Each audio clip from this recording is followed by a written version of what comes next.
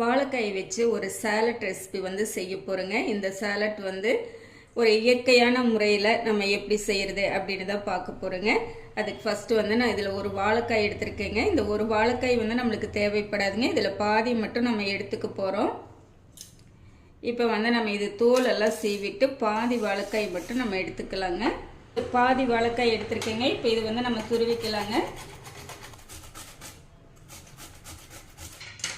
இப்போ வாழைக்காய் வந்து இந்த அளவுக்கு துருவி எடுத்துட்டேங்க.